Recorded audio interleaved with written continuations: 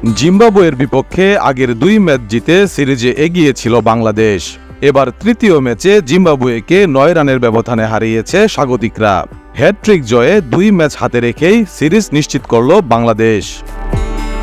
চট্টগ্রামের জহুর আহমেদ চৌধুরী স্টেডিয়ামে টসে হেরে আগে ব্যাট করতে নেমে নির্ধারিত 20 ওভারে 5 উইকেট হারিয়ে 165 রান করে বাংলাদেশ। দলের হয়ে সর্বোচ্চ 38 বলে 57 রান করেন তাওহিদ হৃদয়। জবাবে খেলতে নেমে 20 ওভারে 9 উইকেট হারিয়ে 156 রানের বেশি করতে পারেনি জিম্বাবুয়ে। সফরকারীদের হয়ে সর্বোচ্চ অপরাজিত 34 রান করেছেন ফারাজ আকরাম। 166 রানের লক্ষ্য তারায় শুরু থেকেই ভুগছিল জিম্বাবুয়ে। 2 বাউন্ডারি হাঁকিয়ে ভালো শুরুর আভাস দিলেও উইকেটে থিতু হতে পারেননি জয়লর্ড গাম্বি।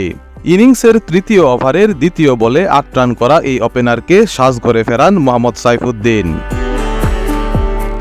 গত ম্যাচে দারুণ ব্যাটিং করা ব্রায়ান বেনেট আজ রান তাড়ায় ব্যর্থ হয়েছেন। 3-এ নেমে 5 রানের বেশি করতে পারেননি তিনি। বেনেটের মতো 2 অঙ্ক ছোঁয়ার আগেই সাজঘরে ফিরেছেন 2 অভিজ্ঞ ব্যাটার সিকান্দার রাজা ও ক্রেগ আরভিন।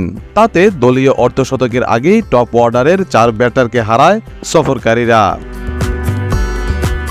লোয়ার মিডল অর্ডারে কেউই দায়িত্ব নিয়ে ব্যাটিং করতে পারেননি। জোনাথন ক্যাম্পবেল, ওয়েলিংটন মাসাকাত ছাড়া থিতু হয়েও ইনিংস বড় করতে পারেননি। তাদের ব্যর্থতায় 91 রানে 8 উইকেট হারিয়ে অল আউটের সংখ্যায় পড়ে জিম্বাবুয়ে। সেখান থেকে দলকে জয় এনে দিতে না পারলেও অন্তত পুরো 20 ওভার খেলতে সাহায্য করেছেন ফারাজ আকরাম। এর আগে নতুন বলে বেশ ভুগেছেন বাংলাদেশের 2 ওপেনার লিটন কুমার দাস ও তানজিদ তামিম। ধীর গতির শুরুর পর বেশিক্ষণ উইকেটে থাকতে পারেননি লিটন। ইনিংসের চতুর্থ ওভারের চতুর্থ বলে মুজারাবানিকে স্কুপ করতে গিয়ে বোল্ড হয়েছেন এই ওপেনার। সাজঘরে ফেরার আগে 15 বলে করেছেন মাত্র 12 রান। 3-এ নেমে দ্রুত ফিরেছেন অধিনায়ক শান্ত। 4 বলে 6 রানের বেশি করতে পারেননি তিনি। কিছুটা থিতু হয়েও ইনিংস বড় করতে পারেননি আরেক ওপেনার তানজিদ তামিম। তার ব্যাট থেকে এসেছে 22 বলে 21 রান। জাকের আলী 50-র কাছাকাছি গিয়েও শেষ পর্যন্ত মাইল ফলক ছুঁতে পারেননি। 34 বলে করেছেন 44 রান।